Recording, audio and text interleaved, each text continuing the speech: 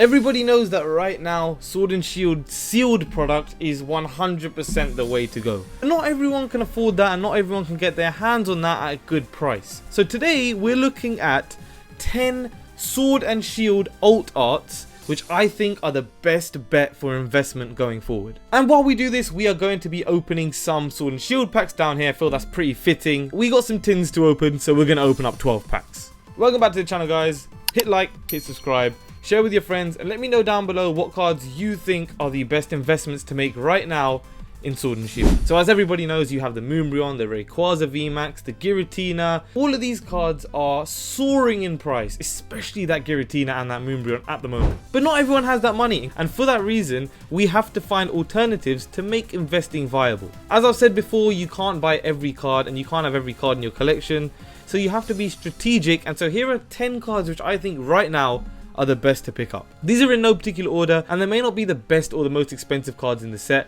but they what I think have a good chance of growing and what are at a reasonable price right now. Starting off at number 10 is actually a double header. It is the Mew V and the Mew VMAX from Fusion Strike. Starting off with the Mew V, if we look at TCG Player, and bear in mind, I kind of want to preface this with TCG Player is not the most accurate, but it's the best thing we have, so we'll use it for now. If we look at the Mew V price, it is slowly going up, very slowly over the last 4 months. It's literally going up $1 a month at this point, but it is a Mew card and everybody loves Mew. Not to mention it's one of the best Mew cards, and Fusion Strike as a set has some of the worst pull rates out there.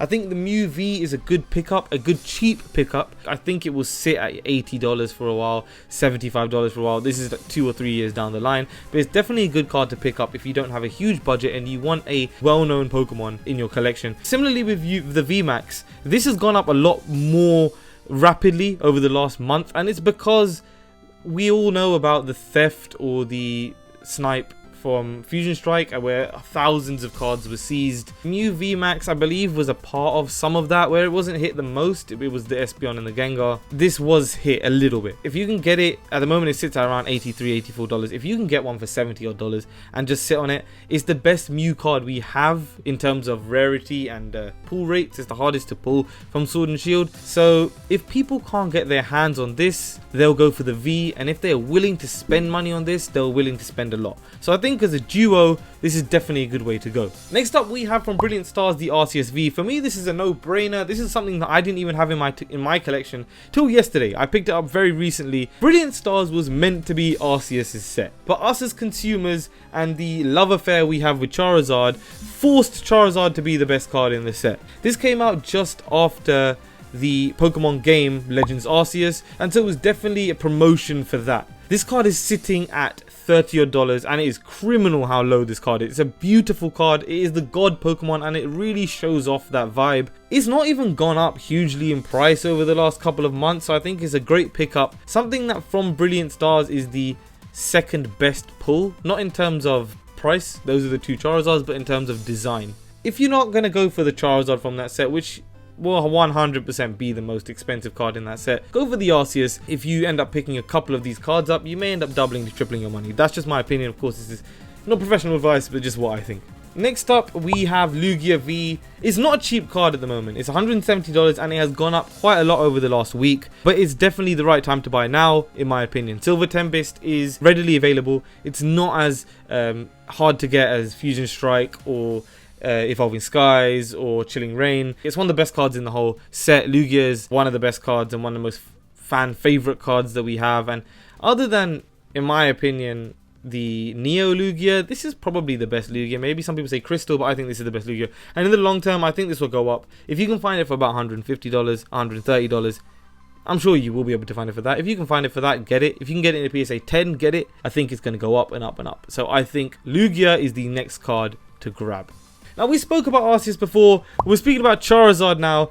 Yes, I know I said that it was Arceus' set, but the Pokemon community loves this guy, and it's the alt art Charizard that we were asking for through the whole of Sword and Shield, and we finally got it. Now, is it everyone's favorite? No, but it's a Zard card, and in the long term, this card is 100% going up, so definitely grab this card. Let me know down below what you guys think about this Charizard V. I want to know because I see a lot of mixed reviews. Do you like it? Do you not like it?